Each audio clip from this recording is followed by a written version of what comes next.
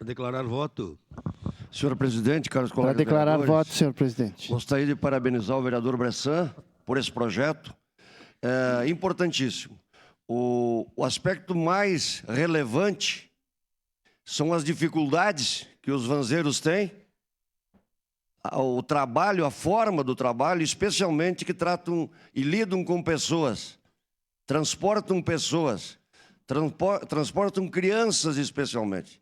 Então é uma responsabilidade muito grande e por si só merece a nossa atenção, o nosso respeito e precisam ter o olhar do poder público de uma forma diferenciada. Tem que ser facilitada a vida de vocês, tanto nos impostos, tanto nas dificuldades de operacionalidade. Então, voto favorável e, repito, um excelente projeto e vem contemplar uma classe que tem o nosso respeito e o meu respeito. Era isso, meu muito obrigado.